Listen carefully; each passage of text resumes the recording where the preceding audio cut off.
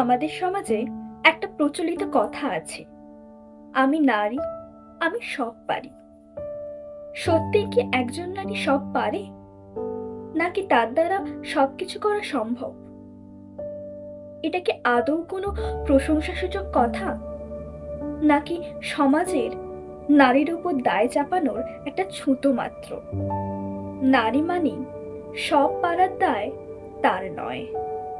আমি নারী, কিন্তু আমি সব পারি না।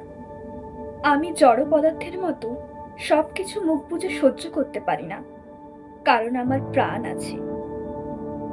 আমি পাথরের মূর্তির মতো অন্যায় মেনে নিতে পারি না, কারণ আমার আত্মমর্যাদা আছে। আমি দম বন্ধকর পরিস্থিতিতে অর্ধমৃত হয়ে বাঁচতে পারি না, কারণ আমার শ্বাসক্রিয়া সচল আছে। আমি প্রচন্ড রাগের ঘটনায় মুখে হাসি নিয়ে সামাল দিতে পারি না, কারণ আমার স্নায়ু আছে।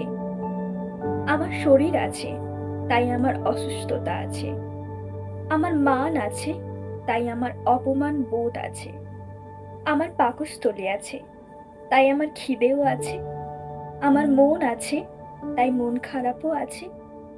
আমার রাগ হয়, যন্ত্রণা হয়, কষ্ট হয়, ঘুম পায়, ব্রেক নিতে ইচ্ছে করে, আলস্য লাগে, একটা নিঃসঙ্গ বিকেল কাটাতে ইচ্ছে করে, একদিন কোনো কাজ না করে শুয়ে বসে থাকতে ইচ্ছে করে।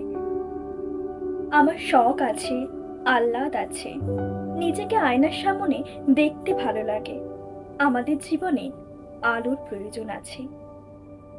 আমরা নারী, আমাদের ইচ্ছে আছে, অনিচ্ছা আছে, প্রতিবাদ আছে, প্রতিরোধ আছে, ইগো আছে, কান্না আছে, না বলার অধিকার আছে।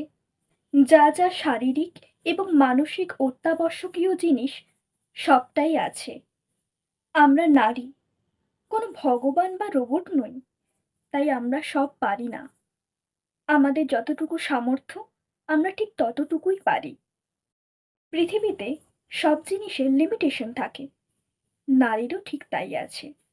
তাই আমরা নারী, আমরা সব পারি বলে প্লিজ মহান হওয়ার দায় অন্যের উপর চাপিয়ে দেবেন না, আর নিজেও চাপ নেবেন না, কারণ আপনি মানুষের এক্সপেকটেশনের ভার একা বহন করতে পারবেন না।